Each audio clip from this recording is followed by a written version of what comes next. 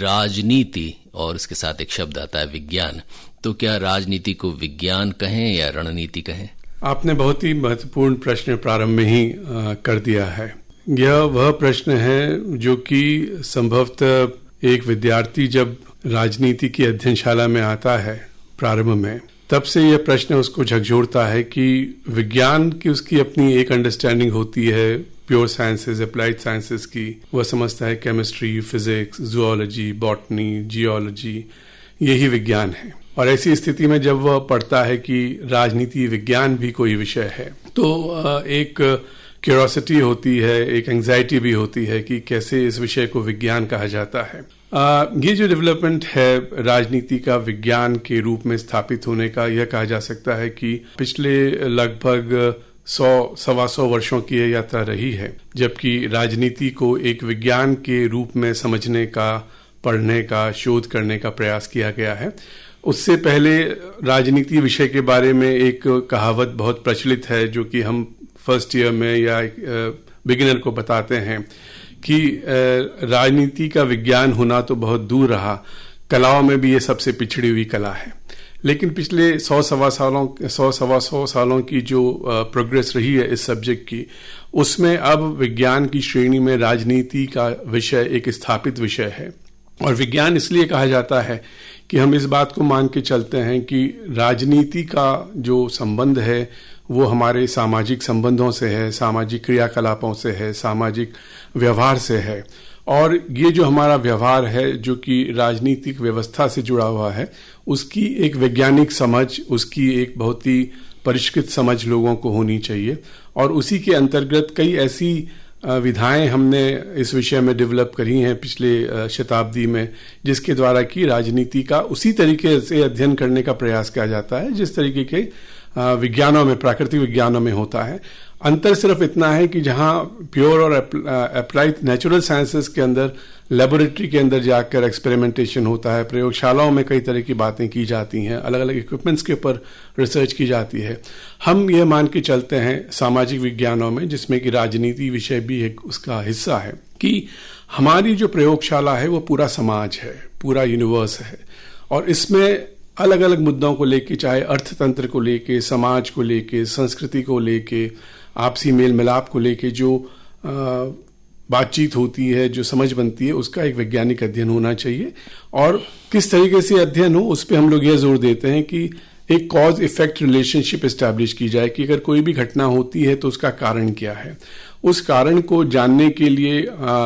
हम कई तरीके की रिसर्च मेथोडोलॉजीज अप्लाई करते हैं, जिसके माध्यम से प्रयास यह किया गया है कि इस विषय को एक वैज्ञानिक स्वरूप प्रदान किया जा सके। हम इस बात की लिमिटेशन को स्वीकार करते हैं और इसमें मुझे कहने में किसी प्रकार का कोई संशय नहीं है कि जिस प्रकार की सर्टेनिटी नेचुरल साइंसेज में होती है, हम मान के चलते हैं कि यदि आप पानी को ठंडा करेंगे तो बर्फ बन जाएगी, पानी को उबालेंगे तो भाप बन जाएगा। इस प्रकार की 100% श्योरिटी सोशल साइंसेस के अंदर, पॉलिटिकल साइंस के अंदर नहीं होती है। लेकिन हम इस बात को भी कहते हैं, पुरजोर कहते हैं कि राजनीति में वैज्ञानिक अध्ययन के द्वारा हम संभावनाओं को व्यक्त कर सकते हैं। क्या हो सकता है ये हम कह सकते हैं, या क्या होना चाहिए ये भी हम कह सकते हैं। लेकिन 100 साल पहले तक जो पॉलिटिक्स की अंडरस्टैंडिंग थी, जो अध्ययन हुआ करता था, वो इस बात पर फोकस हुआ करता है कि what is the best kind of government, what is the best kind of state. सबसे सर्वाधिक राज्य या सर्वश्रेष्ठ राज्य क्या हो सकता है, सर्वश्रेष्ठ सरकार क्या हो सकती है। तो क्या हो सकता है, क्या होना चाहिए, उस फिलॉसफी पर ज्यादा जोर दिया जाता था। लेकिन अब जब से राजनीति को वैज्ञानिक स्वरूप दिया गया है, तब से हम ये कहते हैं कि क्या हो रहा है, क्यों हो रहा है। सो फ्रॉम ऑट से हम इस क्वेश्चन पर आ गए हैं कि क्या है, इसीलिए इसको विज्ञान माना जाता है। प्रोफेसर लोढ़ा, राजनीति में दो चीजें एक तरह से विरोधाभासी बनकर यूं कहें अंतर्राष्ट्रीय राजनीति में कही गई। एक था टोटलिटेरियन साम्राज्य, जिसमें किसी एक व्यक्ति की या उस व्यक्ति विशेष की पार्टी की सत्ता होती है, और एक ये जिसे हम लोकतंत्र कहते हैं। और ये माना गया कि लोकतांत्रिक व्यवस्था, जिसे हमने भी स्वीकार किया है, हम उसको पालन भी कर रहे हैं, ये दोनों विरोधाभासी हैं। लेकिन अब कुछ ऐसे प्रयोग भी देखने को मिल रहे हैं जहां है तो लोकतंत्र, लेकिन लोकतंत्र के अंदर एक व्यक्ति या टोटलिटेरियन आपको एक व्यवस्था नजर आती है। बहुत ही इंपॉर्टेंट क्वेश्चन है। और आज के संदर्भ में जो आधुनिक विश्व है उसके संदर्भ में इस प्रश्न की प्रासंगिकता, इसका औचित्य और भी बढ़ जाता है। वो इस रूप में कि जो 21वीं सेंचुरी है और 20वीं शताब्दी के जो आखिरी 5-6 दशक थे, इसको हम एरा ऑफ डेमोक्रेसी या एज ऑफ डेमोक्रेसी कहते हैं। विशेषकर यदि हम थोड़ा सा पीछे जाएं, जब भारत ने आज़ादी हासिल करी 1947 में, 15 अगस्त 1947 को, उसके पहले से ही हमारी जो लीडरशिप थी, जो फ्रीडम मूवमेंट में जुड़ी हुई थी, उनका जो पर्सपेक्टिव था वो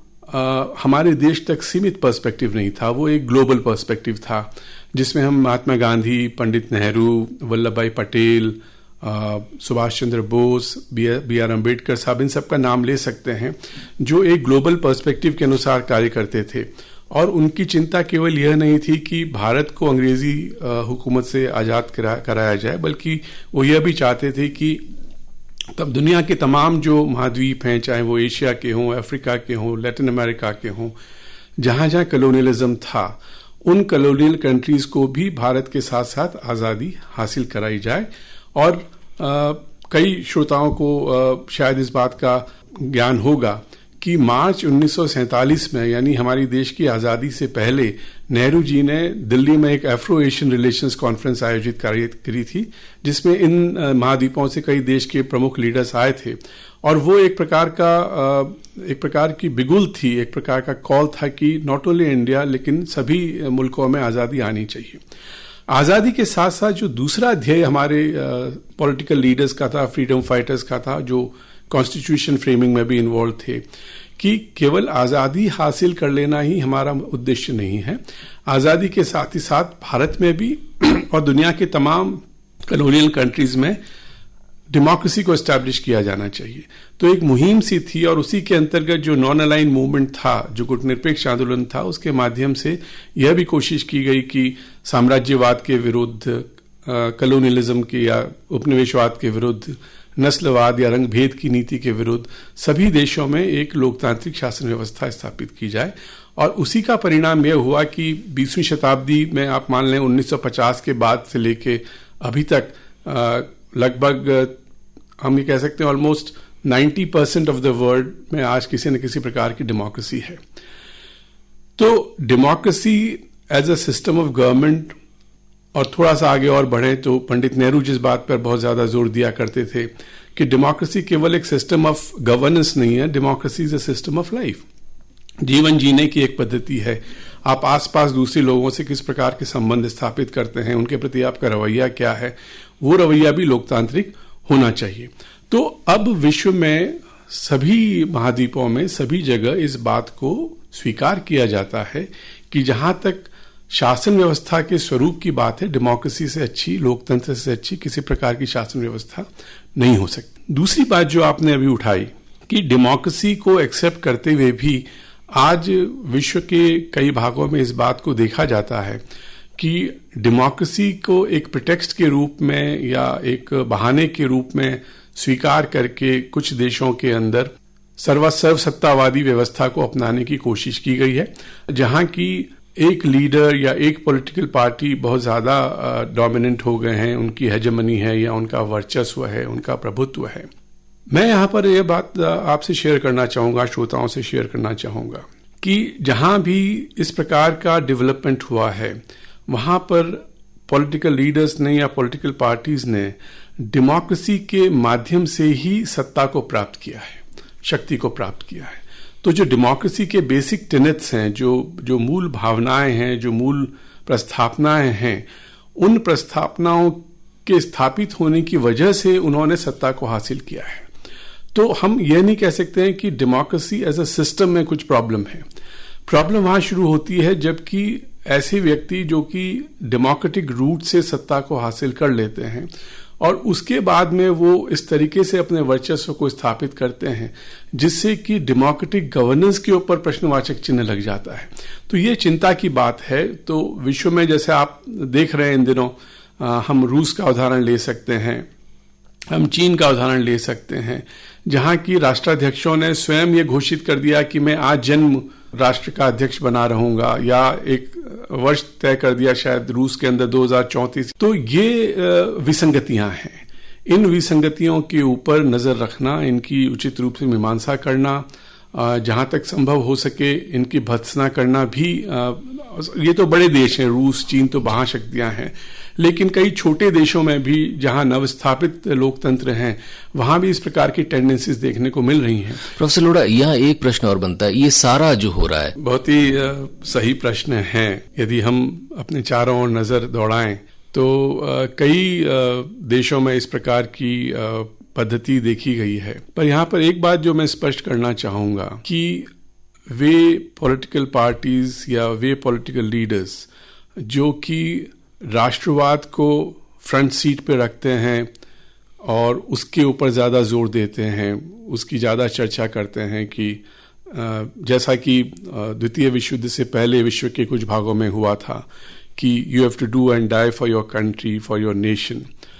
वो अच्छी भावना है। राष्ट्रवादी होना, राष्ट्र को सर्वोपरि मानना एक अच्छी बात है, लेकिन जो बात यहाँ समझने की है, जिसके ऊपर आजकल काफ़ी चिंतन हो रहा है, काफ़ी बहस हो रही है, काफ़ी कुछ लिखा जा रहा है विश्व में, कि लोकतंत्र और राष्ट्रवाद का जो आपसी संबंध है वो आइदर और नहीं है कि आप एक को चुन रहे हैं तो आप दूसरे को छोड़ दें। ये एक आर्टिफिशियल, एक कृत्रिम प्रकार की बाइनरी डेवलप की जा रही है कुछ लीडर्स के द्वारा, कुछ पॉलिटिकल पार्टीज के द्वारा, कि हमें लोकतंत्र, राष्ट्रवाद को आगे रखना है, लोकतंत्र रहे या नहीं रहे। ये एक गलत प्रकार का विभाजन है। ये हमारी जो सैद्धांतिक समझ है इस विषय के अंदर, उसके विपरीत भी है, क्योंकि दोनों के बीच में किसी प्रकार का विरोधाभास नहीं है। राष्ट्रवाद और लोकतंत्र एक दूसरे से बहुत ही घनिष्ठ रूप से जुड़े हुए हैं। अगर ये घनिष्ठ रूप से जुड़े हुए नहीं होते तो संभवतः 1947 में देश को आज़ादी नहीं मिलती। जैसा मैंने प्रारंभ में अभी जिक्र किया कि नेहरू और अन्य जो नेता थे वो लोकतंत्र और राष्ट्रवाद दोनों को साथ लेकर चलते थे। उन्होंने ये नहीं कहा कि यदि हम आज़ाद हो जाते हैं और हमारे मुल्क की स्थापना हो जाती है एक स्वतंत्र राष्ट्र के रूप में, तो हमें लोकतंत्र की आवश्यकता नहीं है। साथ साथ में ये दोनों चीजें चली। तो आज जिन भी देशों में ये प्रयास किया जा रहा है या सैद्धांतिक स्तर पर ये जो बात की जा रही है कि there is a binary between democracy and nationalism, तो वो उस प्रकार का जो विभाजन है वो पूर्णतया गलत है। दोनों एक दूसरे से जुड़े हुए हैं। यदि लोकतंत्र है तो राष्ट्र है, यदि राष्ट्र है तो लोकतंत्र। प्रोफेसर लोढ़ा, हमने बहुत सारी बातें पहले की, अब थोड़ा सा हमारे वतन पर लौटते हैं। भारत, जिसने लोकतंत्र की एक तरह से उसे प्रयोगशाला भी कहा जाना चाहिए और लोकतंत्र की अंगुली पकड़कर ही अब तक 70 सालों का सफर तय किया है, लेकिन इन सब के बावजूद बहुत सारी चीजें ऐसी होती हैं जो कही जाती हैं कि भारत में अच्छी नहीं है या भारतीय लोकतंत्र की वजह से देश के विकास में अवरोध आया है। और इसका बहुत सारे व्यक्ति जो उदाहरण देते हैं वो देते हैं चीन का उदाहरण, कि चीन में देखिए एक टोटलिटेरियन व्यवस्था रही, इसलिए उसने आनन फानन में 2-3 दशकों में इतना विकास कर लिया, बड़ी आर्थिक शक्ति बन गया। अब वो दुनिया की सार्वभौमिकता को भी चुनौती दे रहा है, जिसमें हमारा वतन भी शामिल है। लेकिन भारत में लोकतांत्रिक व्यवस्था के चलते हुए ये विकास, आर्थिक विकास या इस तरह का एक पूर्ण विकास नहीं हो पाया। तो लोकतंत्र और विकास, क्या ये एक दूसरे के विरोधाभासी हैं? महेंद्र जी, जैसा कि लोकतंत्र और राष्ट्रवाद के संबंध में अभी हमने बातचीत की, ये जो प्रश्न आपका है वो कहीं न कहीं उसी प्रकार के स्वर से उभर कर आ रहा है, जिसमें यह कहा जा रहा है चिंतन के क्षेत्र में, लेखन के क्षेत्र में, कि जिस प्रकार का विरोधाभास डेमोक्रेसी और नेशनलिज्म के बीच में या लोकतंत्र और राष्ट्रवाद के बीच में क्रिएट करने की कोशिश की गई है और उसकी आड़ में सर्वसत्तावादी विचारधारा को आगे बढ़ाने की कोशिश की गई है, कहीं न कहीं राष्ट्रवाद पर बहुत ज़्यादा जोर इस उद्देश्य को ध्यान में रखते हुए भी किया जा रहा है कि जो पॉलिटिकल लीडर्स हैं वो ज़्यादा से ज़्यादा डिक्टेटोरियल हो सकें राष्ट्रवाद की आड़ में। उसी तरीके से जब ये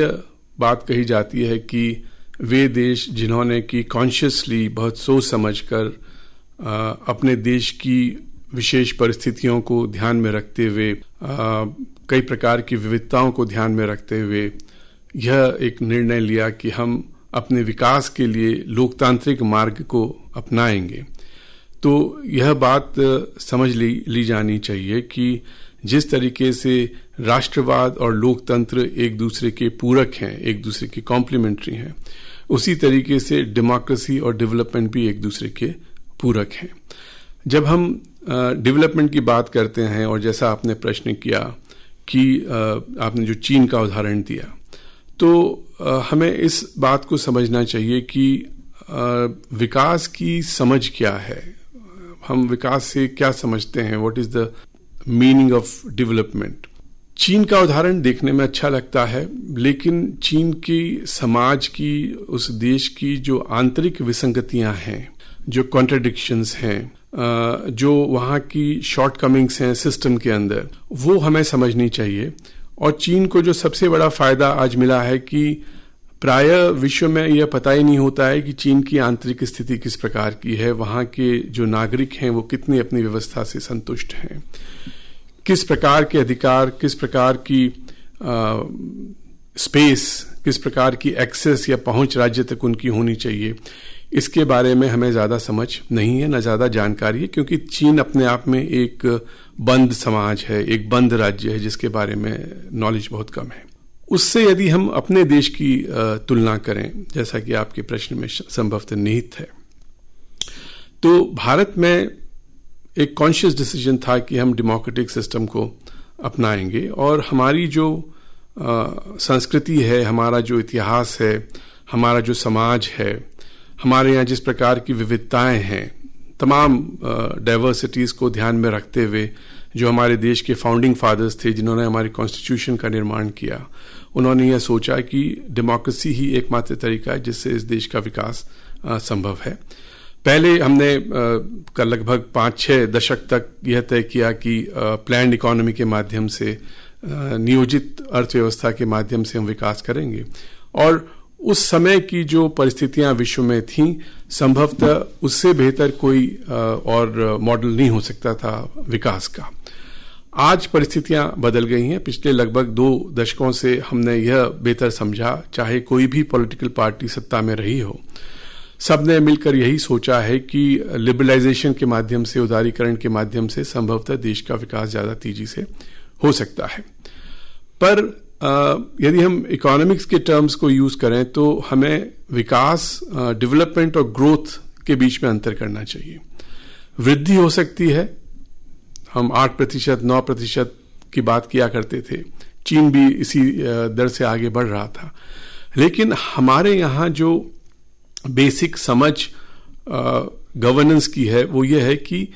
ग्रोथ के साथ साथ विकास जरूरी है। ग्रोथ आइसोलेशन में नहीं देख सकते हैं, अलग से नहीं देखा जा सकता है कि वृद्धि तो हो रही है, पर कैपिटा इनकम भी बढ़ रही होगी, रेट ऑफ ग्रोथ भी, जीडीपी भी सब बढ़ रहा है, लेकिन विकास नहीं हो रहा। विकास का जो इम्प्लीकेशन यहाँ पर है, उसका जो निहितार्थ है वो ये है कि समाज के सभी वर्ग और विशेषकर वे समूह जो कि हिस्टोरिकली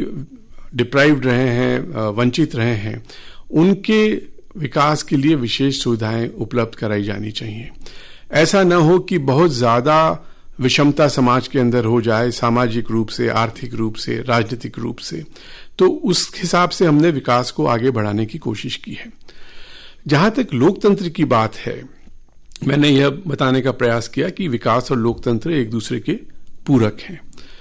इस बात को अवश्य संभवतः हमें स्वीकार करना चाहिए कि लोकतांत्रिक पद्धति के माध्यम से, उसको अपनाने के माध्यम से जिस तरीके से विकास देश में होना चाहिए था, कहीं ना कहीं हम उसमें पिछड़े हैं। और इसीलिए जब हम बौद्धिक चिंतन करते हैं, विचार विमर्श करते हैं, तो 2 तरह के लोकतंत्र की चर्चा होती है। एक तरफ तो यह कहा जाता है कि एक ढांचागत लोकतंत्र है, जिसे कि हम प्रोसीजरल डेमोक्रेसी या स्ट्रक्चरल डेमोक्रेसी कहते हैं, और दूसरा होता है सब्सटेंटिव डेमोक्रेसी या वास्तविक लोकतंत्र क्या है। तो यह कहा जाता है भारत के लोकतंत्र के बारे में, और इसे हमें स्वीकार भी करना चाहिए कि एक ढांचागत लोकतंत्र हमने बहुत अच्छी तरीके से स्थापित कर लिया है, जिसमें कि इलेक्शंस होते हैं, जुडिशरी है, मीडिया है, सिविल सोसाइटी ऑर्गेनाइजेशंस हैं, ये तमाम चीज़ें लोगों की बुनियादी अधिकार हैं, ये हमने अपने यहाँ स्थापित कर लिया है। लेकिन जब हम दूसरे विषय पर आते हैं कि जिस लोकतंत्र के ढांचे को हमने अपने यहाँ अडॉप्ट कर लिया है, एस्टैब्लिश कर लिया है, क्या उस ढांचागत लोकतंत्र ने लोगों की बुनियादी आवश्यकताओं की पूर्ति की है? और ये बुनियादी आवश्यकताएं कौन सी हैं? हेल्थ है, एजुकेशन है, एम्प्लॉयमेंट है, ट्रांसपोर्टेशन है। ये तमाम चीज़ें जो कि एक आदमी को, एक नागरिक को बुनियादी रूप से उपलब्ध होनी चाहिए, इनको नागरिकों को, सभी नागरिकों को समान रूप से उपलब्ध कराने में हमारे राज्य का यदि स्कोर कार्ड देखा जाए, और यह जब मैं राज्य कहता हूं तो मैं किसी एक सरकार की ओर इशारा नहीं कर रहा हूं। 1947 से लेकर 2020 तक की हमारी जो यात्रा रही है, इसमें हमारा राज्य उतना सफल नहीं हुआ है लोगों की बुनियादी आवश्यकताओं को पूरा करने में, जितना कि उस स्ट्रक्चरल डेमोक्रेसी को एस्टैब्लिश करने में हम सफल हुए हैं। तो मैं समझता हूं कि हमने एक मंजिल तो पा ली है। अब हमारी आवश्यकता यह भी है कि इस ढांचागत डेमोक्रेसी को हम बना के रखें, क्योंकि साथ साथ जो आपने प्रश्नों में इंडिकेट किया, यह भी स्वर आ रहा है कि कहीं न कहीं इस ढांचागत लोकतंत्र की जो बुनियादें हैं वो भी थोड़ी सी कहीं हिल रही हैं, उसमें भी कहीं न कहीं समस्याएं आ रही हैं। तो आवश्यकता इस बात की है कि इस स्ट्रक्चरल डेमोक्रेसी को और मजबूत करते